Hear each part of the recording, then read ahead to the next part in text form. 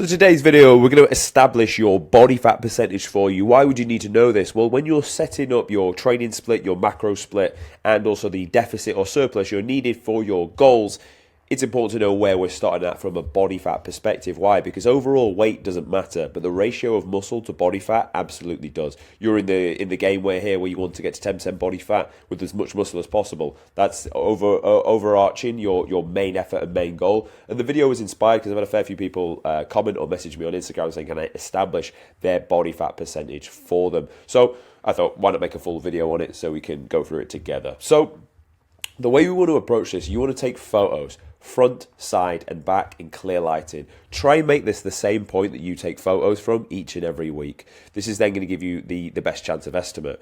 Now, what I then tend to do is I'll use a calculator I created online to establish a start point of body fat percentage. These are pre-recorded people where we can understand what body fat percentage they are. Now, don't expect to land on a figure multiple of 5.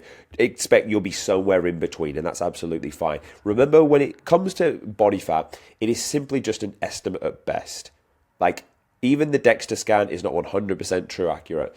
Those machines you've got in the gym, they definitely aren't accurate. Calipers are only as accurate as the moron that's taking them. I need to make sure that same guy takes them each and every time, because there's always going to be some form of human error. So the way I like to approach this is through taking photos. Photos don't really lie. As long as you take them in the same spot each and every week, you can see the difference in someone's body fat, whether they're getting leaner or not. So what you then want to do is establish a body fat percentage relative to photos. Now, what could you do right now? You could pause the video.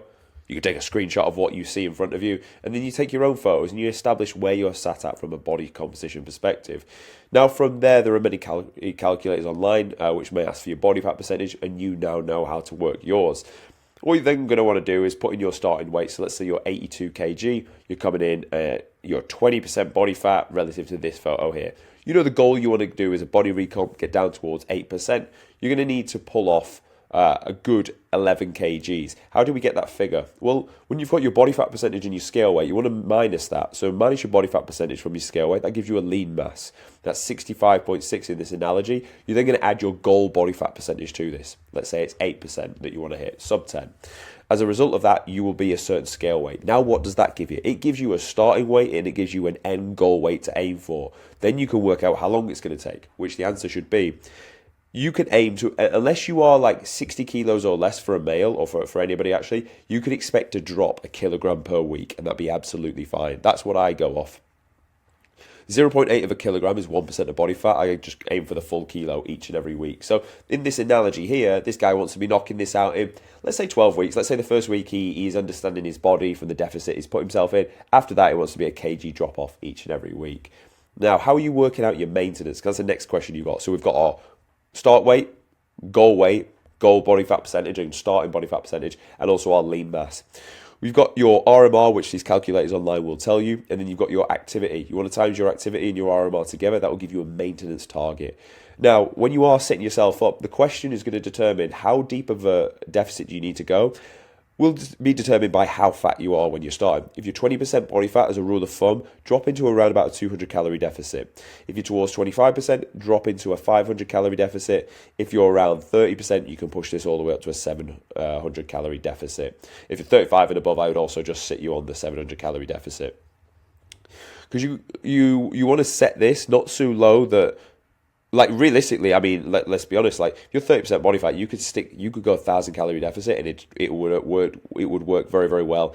The reason why I don't do that is I'm not a calorie deficit merchant. I'm not in the business of just taking people's food low, starving the life out of them to get results. Because what that doesn't give you is the opportunity to develop muscle tissue, to keep muscle full, and also to drive very, very good performance in the gym. So overall, I find it a bit of a net loss to go too low too early when it comes to doing a body recomposition, and most of the results we've done here have had that in mind. We want to keep muscle on the frame whilst also pulling off body fat at the same time. That's why you ultimately wanted to do this. So in this analogy here, he'd sit in a slight deficit, 226 calories, new target 2,544. Not a bad amount to diet on if you're 20% body fat and coming in 82 kg.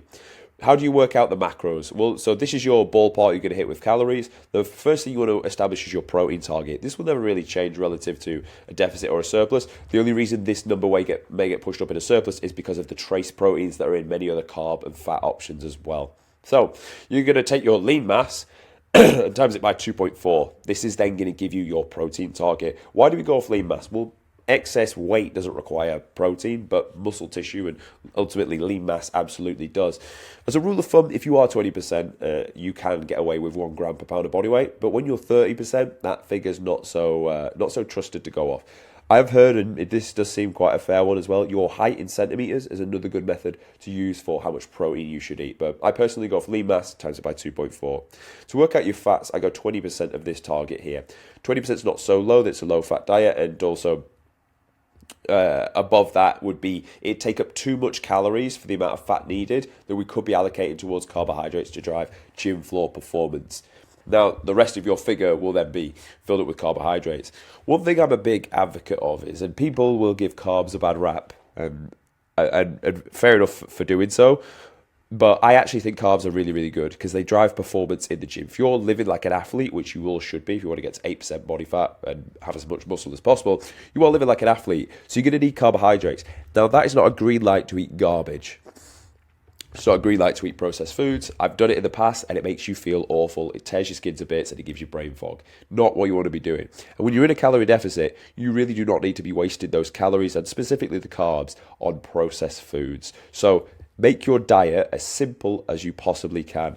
If you wanted to know mine, and I'm in a mini cut at the minute, bearing in mind a bit of backstory about the journey I've been on so far, we've been through a full off season this year where I was pushing 5k calories. So now when I'm dieting down, I'm now on 2,800. So bearing in mind, I can get lean on that. I've gone from 89, now I'm at 81 over the course of around about a little bit longer as we had Christmas. So about 10 weeks that's been going for. But my meal plan will literally be meal 1, oats, 100 grams, dry weight, jam at 40 grams.